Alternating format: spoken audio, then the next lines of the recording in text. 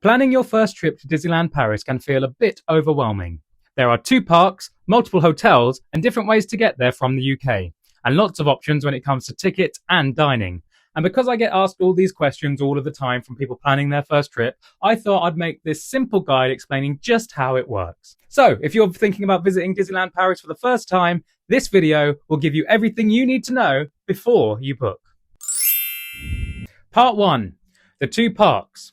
First things first, Disneyland Paris actually has 2 different parks. The main park is Disneyland Park. This is the classic Disney park with the castle, most of the famous rides, and the traditional themed lands Adventureland, Discoveryland, Frontierland, and Fantasyland.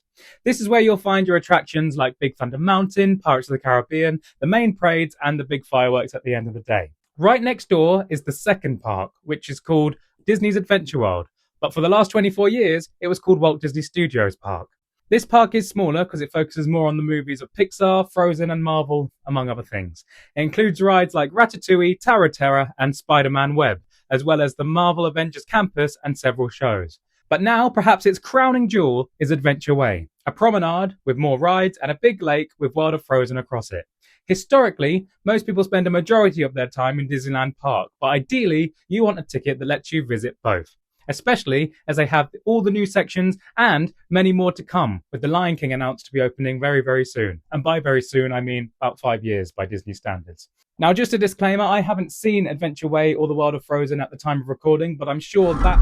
Let me just stop you there, Past Tom, because I'm here to tell you that you will have seen it by the time this video is in the editing process, which is now. And I can tell you that, yes, what you're about to say is correct. With the additions and the rebrand of Disney's Adventure World, it is indeed more than a half-day park, and you will in fact need a full day in it, as was proven by my first day visiting Adventure World, when I ended up being there from Extra Magic Time all the way through to the end of Cascade of Lights at the closing of the park. So yes, this does skew things a little bit, and it means that now the second gate at Disneyland Paris is indeed a full-day park, and you will need a full day to view it. Not necessarily all at the same time, but you will need a full day over your trip at least. Back to Past Tom. Part 2, Disney Hotels. One of the big questions people ask me is whether they should stay in a Disney hotel. Disneyland Paris has several on-site hotels ranging from budget options to luxurious ones. The big advantage is that they're all very close to the parks and guests get extra magic time, which means early access to some rides before the parks open. Hotels range from themed ones like Hotel Cheyenne and Santa Fe, all the way up to the newly refurbished Disneyland Hotel, which sits right at the entrance to the Disneyland Park. But staying on site isn't necessarily essential. There are also plenty of hotels nearby that can be cheaper, although in my recent research, perhaps not as cheap as you might expect or they once were. Part 3. Getting there from the UK.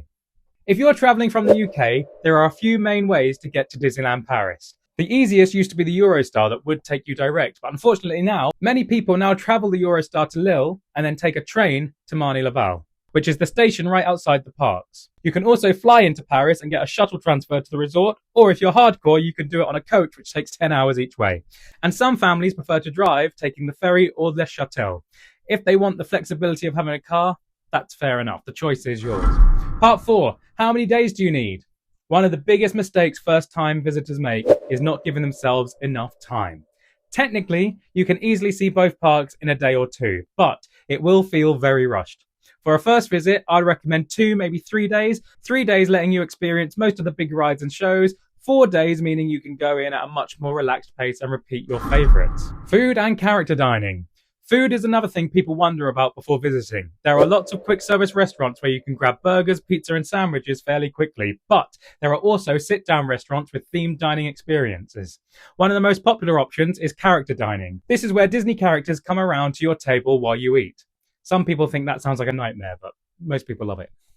Now these, as you can imagine, are very popular, so usually need to be booked in advance. Even if you don't do character dining, there are plenty of themed restaurants across both of the parks, which are all great to keep thematic experiences alive while you dine. But it is important that you are making the right choice about where you want to eat, and you are booking it ahead of time, because on the day, things will not be available. Everywhere could easily be sold out and you'll be stuck with quick service, which is fine, but if you're there for 4 days, you don't want 4 days of quick service. So there it is, that's my simple overview of how Disneyland Paris works if you're visiting for the first time. Once you understand the 2 parks, where you can stay and how to plan your days, it becomes much easier to start organising your trip. If you're planning your first visit, let me know in the comments. I'd love to hear when you're going, and if you need help booking, then be sure to subscribe because I have a walkthrough of that coming up very, very soon, as well as plenty of more guides and tips and tricks. So until next time, I'll see you in the parks.